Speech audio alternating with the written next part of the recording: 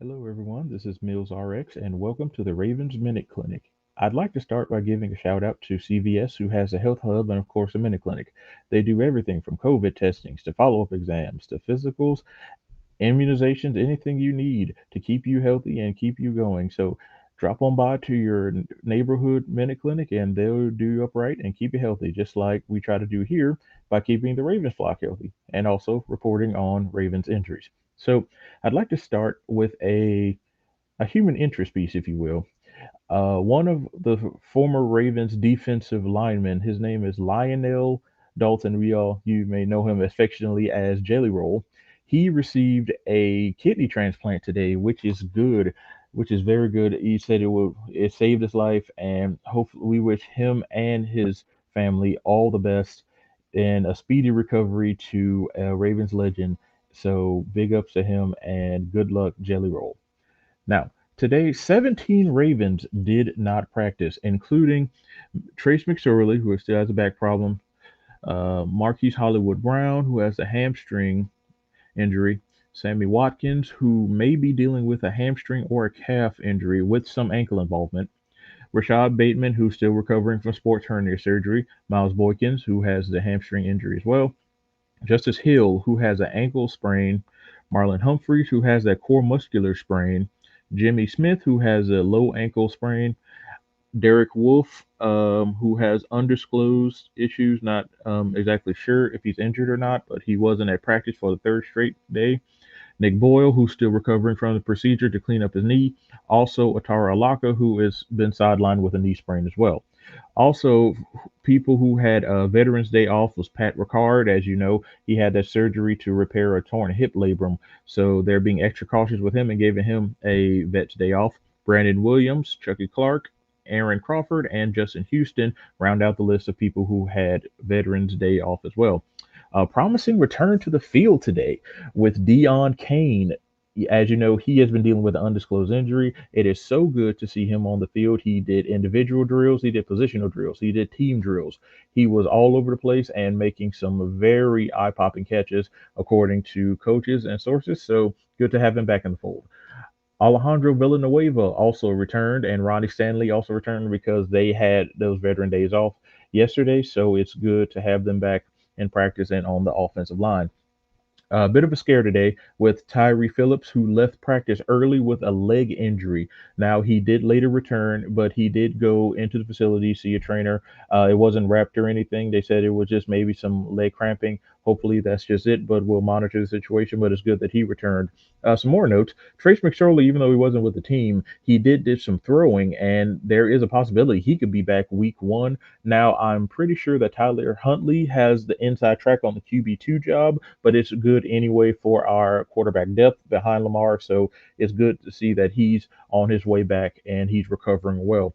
Sammy Watkins, that's a point of contention today. A lot of people seem to believe that he was injured, and he pretty much is. Jeff Sharevic did some digging, and he found that it was a leg injury. Given his history, it could be a hamstring or a calf injury. So we're going to be monitoring that situation. But head coach John Harbaugh said that he's resting, and they're trying to get him as close to as 100% for Week One as possible. So they're taking the same track that they are taking with Patrick Ricard, who is another key starter. He's starting fullback. Ben Mason has given us a few good snaps, but still, he is still Patrick Ricard's job, so that's good. Also, good to see that Sammy Watkins may be getting better, and that's pretty good as well. So we just want Sammy as healthy as possible because he could be the wide receiver one, given all the injuries, and he could take over that spot.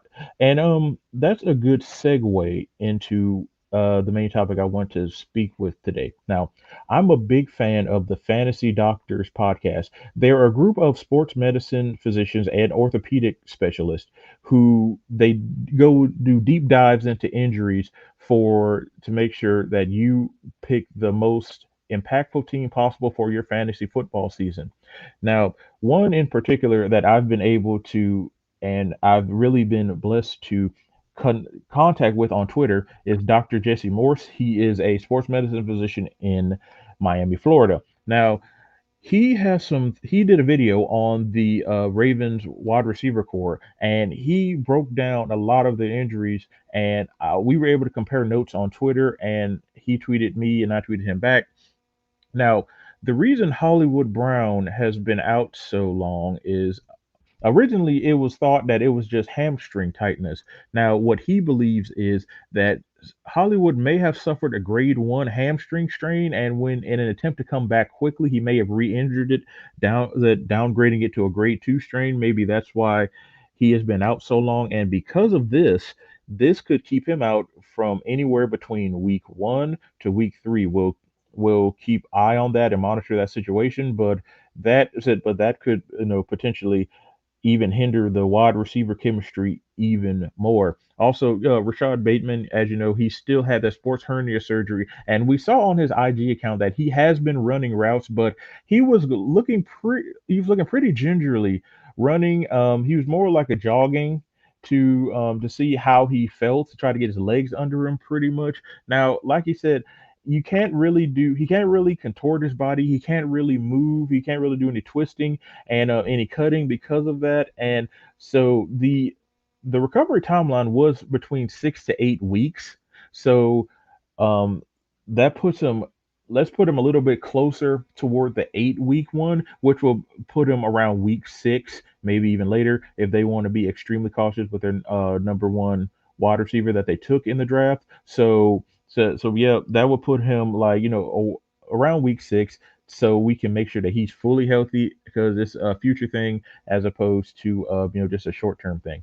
Now, as I mentioned before, Sammy Watkins, he was dealing with leg ankle injury. Now, given his injury history, he could be dealing with a grade one hamstring strain as well, but also a calf injury is also that another that can be ruled out because, as remember, in his time in Buffalo and also his time with the Chiefs, he had dealt with some calf strains as well, which has what kept him out of the season and make him miss a couple of games. So that could also have reared its ugly head as well too. And while we're on the subject of injury histories, everyone is really, really, really, as am I, excited about Tylan Wallace, who is another wide receiver we took in the draft today. We looked in the last draft.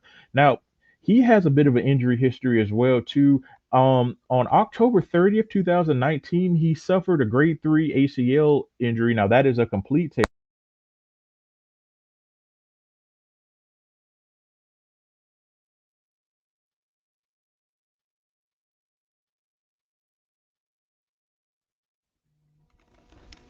oh, yeah. I'm sorry, we had some technical difficulties there. But yeah, as I was saying, Tylan Wallace, he had a grade three ACL injury October 30th, 2019, and that was the same thing that LJ Fort had went had suffered from, and that was a season-ending injury, as we all know. So that's a bit of concern, but I'm pretty sure that our medical staff had looked into it, and that's why it wasn't a big thing when they took him. So that's why they took him anyway. But also, just last year, December 5th, 2020, he had a knee patellar sprain, one of the ligaments and the tendons behind the kneecap or the patella had got damaged, and that kept him out of the game against TCU, or he may have suffered that again the game of TCU. But pretty much that is that's another problem, and hopefully that doesn't rear his head early. I know we're all excited about him, but he has an injury history as well too, and it's just we need to get our wide receivers on the field so they can start building chemistry with Lamar, so they can start building chemistry with each other, and so that they can get the blocking schemes. Also we don't know this. Also, you probably know this as well. We love to run the ball, and wide receiver blocking is a big thing, especially on some of the stretch runs we do, on some of the option runs we do, on even sometimes when we go to the inside zone and the outside zone as well too. So wide receiver blocking is big. So we want to make sure that they get their blocking schemes down and also that they just get chemistry with one another too. And that's a big thing. So yep. So, hopefully we can get them all available sometime between week one and week two. So, yep, that's all I have to talk about today. Thank you so much for tuning in to the Ravens Minute Clinic. You can find me at Mills RX at Game Medicine, and also on YouTube at Game Medicine as well. It's all the same thing.